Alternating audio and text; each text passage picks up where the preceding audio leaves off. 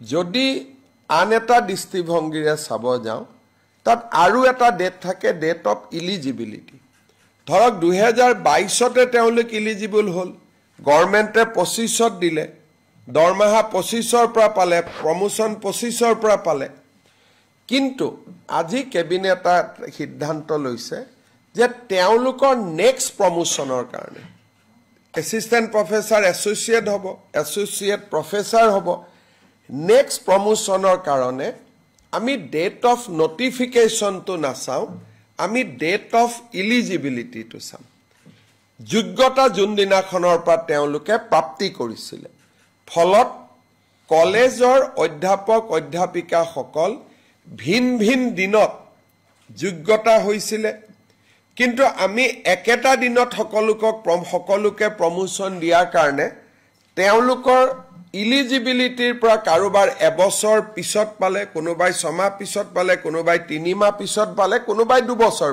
পিছত পালে যি নহক প্ৰমোশন এটা দিনত পালে কিন্তু সিনিয়ৰিটিটো যাতে নষ্ট নহয় নেক্সট প্ৰমোশন যাতে ডেট অফ ইলিজিবিলিটিৰ পৰা হয় তাৰ কাৰণে আজি কেবিনেটে সিদ্ধান্ত গ্ৰহণ কৰিছে যে for the next promotion for the পদোন্নতিৰ কাৰণে ডেট অফ ইলিজিবিলিটি দিনাখনৰ পৰাই তেওঁলোকৰ সিনিয়ৰিটি কাউন্ট হ'ব অসম কলেজ শিক্ষক সংস্থাৰ এটো এটা দাবী আছিল কেবিনেটে আজি তাক অনুমোদন জনায় আজি কেবিনেটে দা আসাম প্ৰহিবিশন অফ পলিগেমি বিল অৰ্থাৎ বহু বিবাহ বন্ধ কৰাৰ বাবে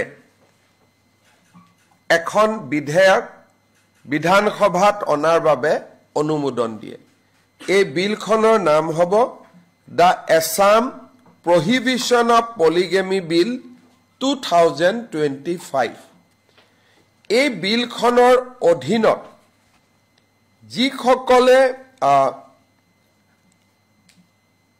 এই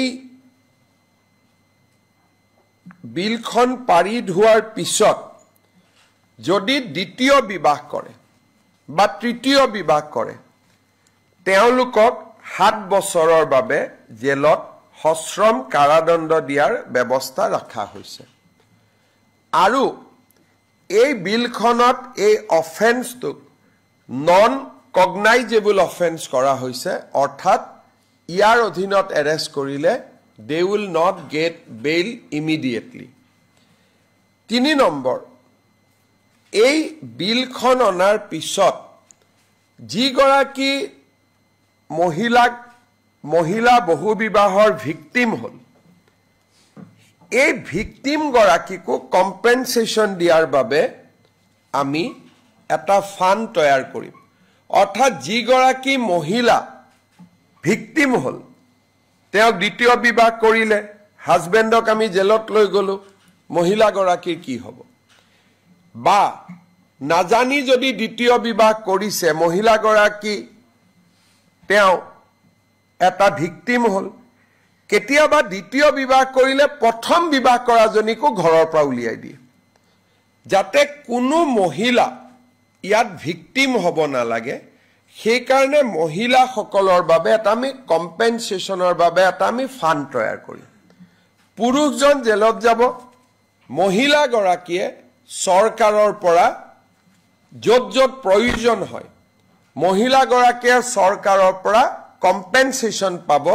যাতে তেওঁৰ জীৱন নিৰ্বাহনৰ ক্ষেত্ৰত কোনো সমস্যা হ'ব নালাগে এই বিধেয়কখনো আমি অহা 25 নৱেম্বৰ সদনত উপস্থাপন কৰিম অৱশ্যে এই বিধেয়কখনৰ আউটাৰ পৰা জনজাতি লোকসকলক আমি বাহিৰত ৰাখিছো কাৰণ জনজাতি লোকসকলৰ কিছুমান কাষ্টমছ আছে তেওঁলোক এই বিলখনৰ অধীনত নাহিব আৰু ষষ্ঠ অনুসূচীৰ জিলাসমূহত বিটিসি ডিমা হাছাও আৰু কাৰ্বি আলঙত এই বিলখন বৰ্তমান প্ৰযোজ্য নহব আজি আমাৰ কেবিনেটে Assam startup and innovation policy 2025-30 অনুমোদন কৰে এই পলিচিখন খুব ধুনীয়া পলিচি আমি আইডিয়েশ্যন গ্ৰাণ্ট 10 লাখ টকালৈকে দিম, প্ৰটোটাইপ ডেভেলপমেণ্ট গ্ৰাণ্ট 25 লাখ দিম, টেকনলজিকেল ষ্টাৰ্টআপ হ'লে 40 লাখকৈ পাব, সিড ফাণ্ড পাব 50 লাখ পৰ্যন্ত, আৰু কেপিটেল ভেঞ্চাৰ ফাণ্ড 10 কোটি টকালৈকেও ৰাজ্য চৰকাৰে আগবঢ়াব।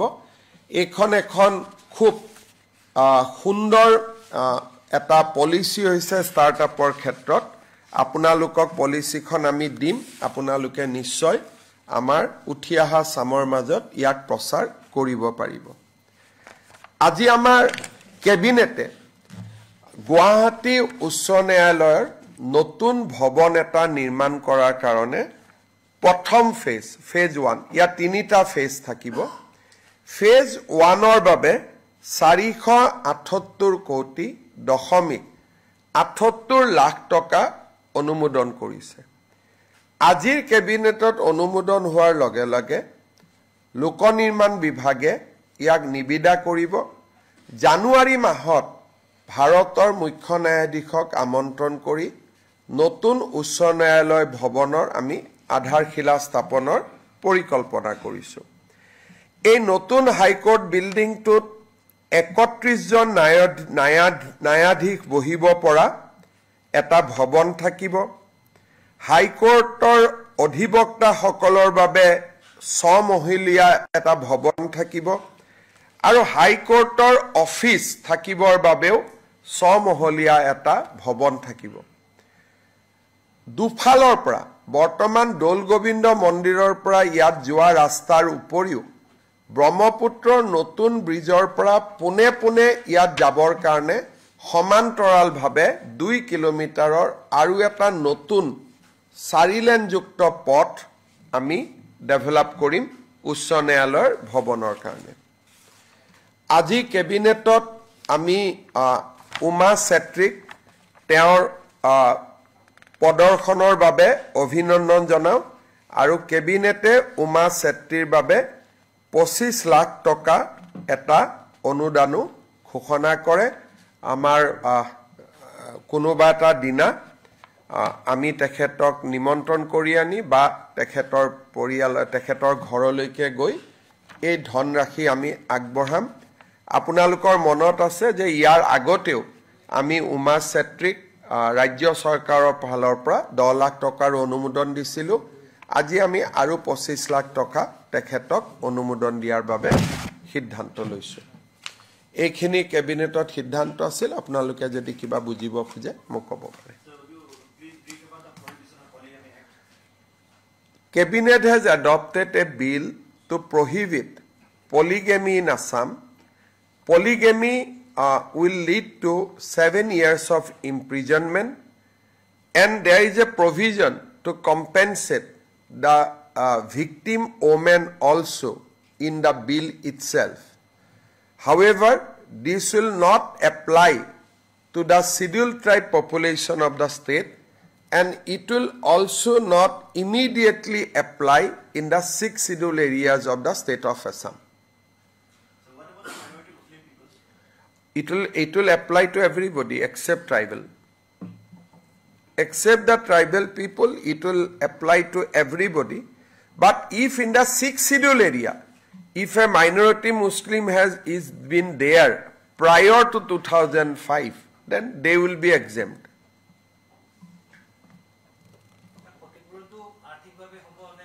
ক্ষতিটো আৰ্থিকভাৱে হ'ব। কম্পেনচেশ্যন এটা আমি ফাণ্ড কৰিম, কম্পেনচেশ্যন ফাণ্ড কৰিম। তাৰ পৰা কাৰোবাক সেই কম্পেনচেশ্যন ফাণ্ডটো চলোৱাৰ এজন বিষয়া থাকিব। মহিলাগৰাকী কি অৱস্থাত আছে তাক চাই পেলাই মহিলাগৰাকীক ক্ষতিপূৰণ দিয়া হ'ব। বিশেষকৈ প্ৰথম বিবাহত আবদ্ধ মহিলাগৰাকীৰে কষ্ট হয়।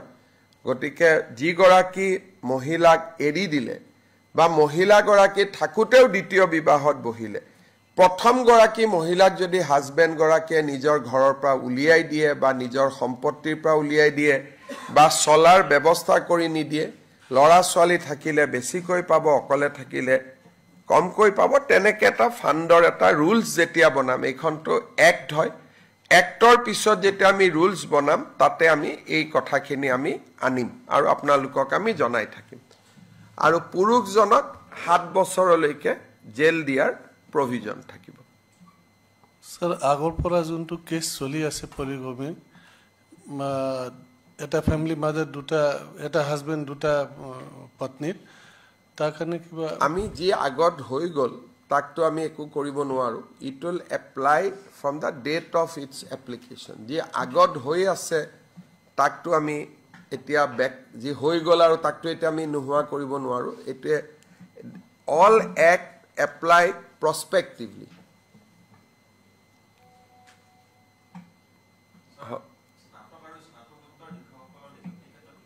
দুয়ে নতে দিম আমি এতিয়া আমি এই মাহ যেনেকে আজি এলপিএমই দিম ইয়াৰ পিছত আমি পিজি আৰু জিটিৰ এপইন্টমেন্ট দিম তাৰ পিছত পুলিচৰ দিম তাৰ পিছত হেলথত দিম আৰু গ্ৰেড 3 আৰু গ্ৰেড 4 ৰ পোস্টিং বিলাক ৰেডি হৈ আছে তেনেকে গ্ৰেড 3 গ্ৰেড 4 ক দিম তনে 5খন 6খন নিযুক্তিৰ সভা থাকিব আমি একেলগে কৰিলে বহুত দেৰি হৈ যায় যদি একেলগে সকলোকে মাটি দিও তেতিয়া ডিসেম্বৰ পাবগৈ গতিকে যাৰ জেনেকে আগত ৰেডি হৈ যাব তেনেকে আমি দি আছো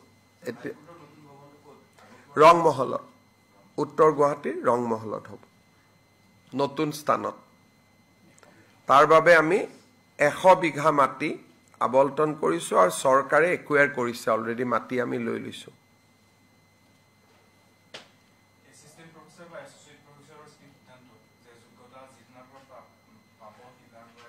তেওঁলোকৰ সিনিয়ৰিটি কাউন্ট হ'ব for the purpose of promotion তেওঁলোকৰ যোগ্যতা বেলেগ বেলেগ মানদণ্ড আছে এইটো আমি এদিনতে বুজি পোৱা দিগদাৰ ইউজিচিৰ যেটো যোগ্যতা দুখন পেপাৰ দিব লাগে ৰিসাৰ্চ দিব লাগে ইমান লেকচাৰ কৰিব লাগে গতিকে অধ্যাপক সকলে বুজি পাব কিন্তু যোগ্যতাৰ মানদণ্ডটো বহুত কেইবাটাও ষ্টেণ্ডাৰ্ড আছে ইয়াত এপইন্টমেন্টৰ কথা কোৱা নাই আমি পদোন্নতিৰহে কথা কৈছো হ'ব আৰু কিবা আছে যদি ক'ব পাৰে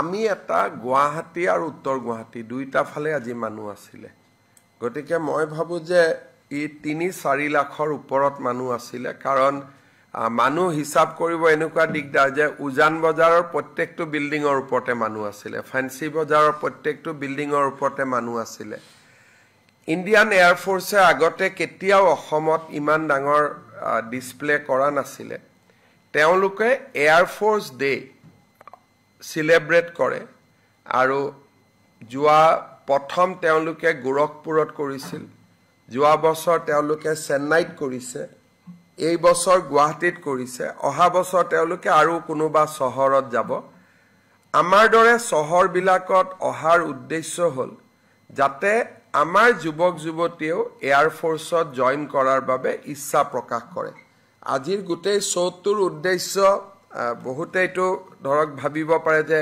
ফ্লাইট আনিছে অলপমান মানুহক এন্টাৰটেইন কৰিছে উদ্দেশ্যটো এন্টাৰটেইন নহয় উদ্দেশ্যটো হৈছে যুৱক সমাজক এয়াৰ ফোৰ্সত যোগদানৰ বাবে অনুপ্ৰাণিত কৰা গতিকে গোৰখপুৰত যেতিয়া কৰিছিলে গোৰখপুৰৰ প্ৰায় এয়াৰ ফোৰ্সত আবেদন কৰা লৰাৰ সংখ্যা বহুত বাঢ়ি গৈছিল গতিকে গুৱাহাটীতো তেওঁলোকে ভাবিছে যে ই অসমৰ যুৱক যুৱতীক এয়াৰ ফোৰ্সত যোগদানৰ বাবে উৎসাহিত কৰিব सर बिहार में आपने प्रचार किया आपकी लोकप्रियता तो यहाँ से बहुत ज़्यादा बिहार में और पूरे देश में हो गई है और बहुत सारा क्लिप काट काट के आपका स्पीच सुनाया जा रहा है आज अंतिम दिन था सेकंड फेज का तो क्या लगता है आप वहाँ से जाके देखिए मैंने 8 सभा किया पार्टी ने और सभा करने के लिए बोला था लेकिन पहले ही ये एयर शो फिक्स था और निर्मला सीतारमण जी का भी विजिट फिक्स था तो मैं नॉर्मली जितना करता हूं मैं कर नहीं पाया जहां जहां मैं गया हूं रेस्पॉन्स तो अच्छा है लेकिन बिहार का बारे में इसका एग्जिट पोल क्या है क्या नहीं है मैं बहुत ज्यादा ध्यान नहीं दिया इसलिए आसाम में एक का ऊपर एक हमारा एक्टिविटी चली रहा है लेकिन पार्टी का ये मानना है कि इस बार बहुत अच्छा परिणाम आने वाला है एंड पार्टी को लगता है कि इस बार बहुत अच्छा माहौल है।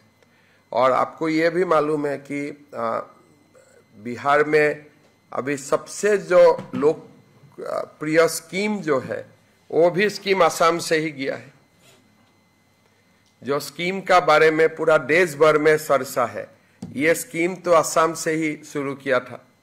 तो ये भी अभी जो लाडली बहना हो या जो बिहार का स्कीम हो, ये सारे स्कीम हमारा ही अधिकारी जाके प्रेजेंट करके हम लोगों ने दिखाया था। ये तो स्कीम के लिए मैं खुद ही प्रेजेंट किया था बिहार का अधिकारी गण को। तो कहीं ना कहीं असम इज सीन एवरीवेयर।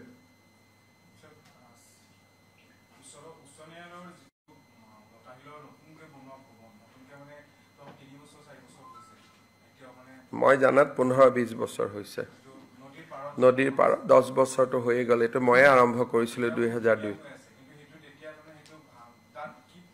তাতে বহুত কৰিব পাৰে, এখন জুডিচিয়েল মিউজিয়াম কৰিব পাৰে বা ইন্টাৰনেশ্যনেল আৰ্বিট্ৰেশন সেন্টাৰ হ'ব পাৰে। কাষতে গেষ্ট হাউস হৈছে, কনভেনশন হৈছে। সো অসমক আমি এখন ইন্টাৰনেশ্যনেল আৰ্বিট্ৰেশনৰ কাৰণে এটা ডাঙৰ সেন্টাৰ কৰি গঢ়ি তুলিব পাৰো। ভাঙাৰটো প্ৰশ্ন নুঠে। আৰু সেই বিল্ডিংটোত হাইকোৰ্টটো ইমান সুবিধাজনক নহয়, কিন্তু গোটেই ইন্টাৰনেশ্যনেল আৰ্বিট্ৰেটৰ বিলাক আমি ইয়াত বহুৱালে বহুত দেশ বিদেশৰ কোম্পানী আৰ্বিট্ৰেশন বিলাক ইয়াতে কৰিব। তাৰ পিছত গুৱাহাটী হাইকোৰ্টখন দেশৰ অতি পুৰণা হাইকোৰ্ট, বহুত জাজমেন্ট আছে। আমি ইয়াত লাইব্ৰেৰী মিউজিয়াম এটা কৰিব পাৰো, বহুত সম্পত্তি আছে। এটা মেইন বিল্ডিংত এটা ৰুমত লাইব্ৰেৰী এটা বনোৱা আছে, তাতে আমি ডাঙৰ কৰি লাইব্ৰেৰী বনাব পাৰো। গতিকে সেই বিল্ডিংটোৰ আৰু চৰকাৰী বিল্ডিংটো কতো এনে ৰখি নাযায়। গতিকে চৰকাৰী বিল্ডিংটো আমাক লাগিয়ে থাকে। গতিকে তাতে কোনো মই নাভাবো যে সেইটো বিল্ডিং কি হ'ব সেইটোলৈ আমি চিন্তা কৰাৰ প্ৰয়োজন আছে। বহুত ভাল কামে হ'ব তাৰ পৰা।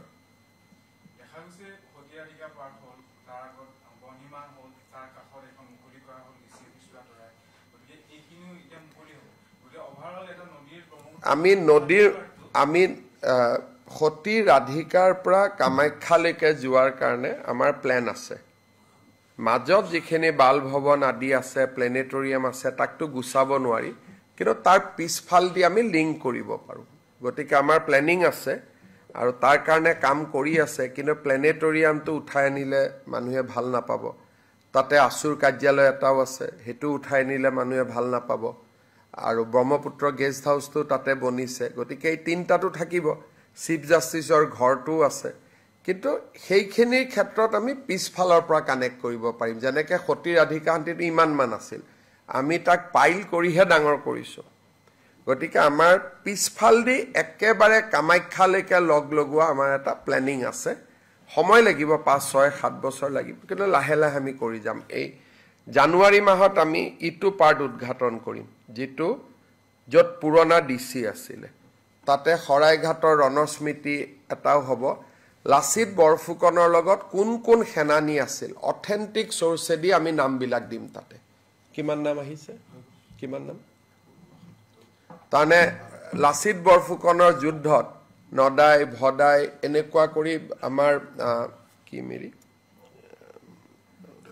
নহয় না, আমাৰ যিজন মেইন আছিলে আছে আমাৰ, মই চাই দিছে নামকেইটা। বহুত সেনানীৰ আমি সেনাপতিৰ নাম আমি নাজানো। গতিকে সেই গোটেইবিলাকৰ নাম এটা স্তম্ভত অংকিত হ'ব। নাই, এতিয়াতো ৰূপনগৰত যাব, ফেব্ৰুৱাৰীত আমি আৰম্ভ কৰিম। এতিয়া ডিচি অফিচটো ৰূপনগৰত যাব, বিল্ডিং আমাৰ হৈ গ'ল। ফেব্ৰুৱাৰীত আমি ষ্টাৰ্ট কৰিম। কমিশনাৰ অফিচ ইয়াত হ'ল, ডিচি অফিচ ইয়াত হ'ল, গোটেইবিলাক ধুনীয়াকৈ ছেভ হৈ গৈ আছে। হেঙেৰাবাৰী বিল্ডিংটো খাদী বোৰ্ডৰ, গতিকে আমি ভাড়াতহে লৈ আছো। গতিকে খাদী বোৰ্ডক আমি ঘূৰাই দিব পাৰো, নহ'লে আৰু কোনোবা গভৰ্ণমেণ্ট অনুষ্ঠান আহিলে তাত আমি ৰাখিব পাৰো। সেইটো আমাৰ বিল্ডিং নহয়, এইটো খাদী বোৰ্ডৰ building. So just a few days back, Kalicharan Maharaj, you visited Assam, you visited Guwahati, he praised your leadership. He even supported your stance in giving arms to the Hindu people living in the minority areas. There are a lot of application has come. So we are now scrutinizing the application, and we will give first batch of license by February. There is already scrutiny is going on. So first batch of arms license under the scheme we will give in the month of February. However, we will be very selective. It is not that we are going to give it to everybody. Kalichand Maharaj even raised a concern. He said that if the people, the Hindu people of Assam, if they don't raise their children 2, 3, 4, 5, then it will be great problems for the Hindus of Assam. I mean, I have a data of growth of Hindu and Muslim population between 2001 and 2011. You will see that everywhere the growth of Hindu population is coming down and Muslim population is increasing in every blocks of Assam. We have also started scrutinizing the land sale permission.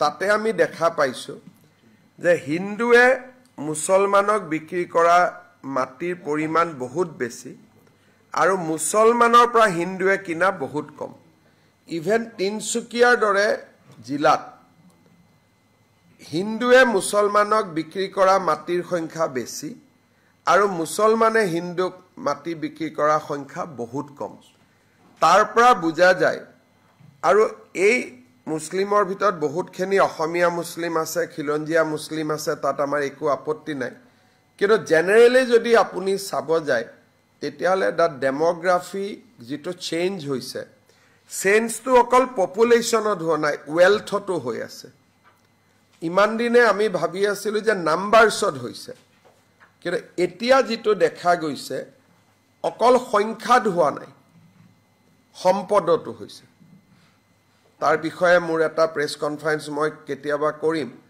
সংখ্যা আৰু সম্পদ দুইটাত হৈছে সংখ্যাত হোৱাটো কেতিয়াবা আপুনি মানি ল'ব পাৰে কিন্তু সম্পদত হোৱাটোৱে ই পুৰা এটা ডিষ্ট্ৰাকচনৰ সিগনেল কৰে আগতে আমি গম নাপাইছিলো এতিয়া যেটো ষ্টেট গভৰ্ণমেণ্টৰ পাৰমিশন লাগে গতিকে ডেটা বিলাক আমাৰ লগত আহি যায় আৰু মইতো দেখা পাইছো যে ডেমোগ্ৰাফি চেঞ্জেছ অকল সংখ্যাত হোৱা নাই আমাৰ অৰ্থনৈতিক সম্পদৰ ক্ষেত্ৰতো দ্ৰুত গতিত হৈছে মানে এক প্ৰকাৰ ক'ব গলে আমাৰ অসমীয়া মানুহৰ আত্মসমৰ্পণৰ অধ্যায় এটা ইতিমধ্যে আৰম্ভ হৈছে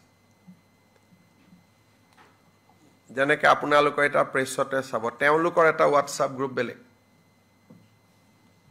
আপোনালোকে নোটিস কৰিছে না নাই মই নাজানো কিন্তু মই যেহেতু ট্ৰেক ৰাখো সাংবাদিক সকল আগতে গ্ৰুপ আছিল সাংবাদিক এতিয়া অকল তেওঁলোকৰ সাংবাদিক সকলৰ হোৱাটছআপ গ্ৰুপটো বেলেগ মিটিং পাতাটোতো চকুত পৰিছিল কিন্তু হোৱাটছআপ গ্ৰুপটো চকুত নপৰে কিন্তু যেহেতু আমি খা খবৰ ৰাখি থাকো কেইদিনমান আগতে মই গম পাইছো যে তেওঁলোকৰ হোৱাটছআপ গ্ৰুপ বিলাকো বেলেগ আপোনালোকৰ লগতো আছে কিন্তু নিজাকৈও আছে কিন্তু আমাৰ মানুহখিনি সেপাৰেট হোৱাটছআপ গ্ৰুপ নাই আমাৰ গ্ৰুপটোত আপোনালোকে সবকে ৰাখিছে পিছত আপোনালোকে খবৰ কৰিব পাৰিব মই সত্য কথা কৈছো নে নাই আমাৰ লাচিত বৰফুকনৰ লগত একেলগে যুদ্ধ কৰা 140 গৰাকী বীৰ সেনানীৰ নামো হৰাইঘাট ৰণস্মৃতি কেন্দ্ৰ তাতে আমি লিপিবদ্ধ কৰিম অলৰেডি বনি আছে 140 জন অথেন্টিক যেটো আহোম সমাজৰ পাণ্ডুলিপিত লিখা নাম অথেন্টিক নামখিনি আমি লৈছো এইখন আমি জানুৱাৰীত আমি উদ্বোধন কৰিম হ'ব একোটো নাই আৰু বেলেগ কোনো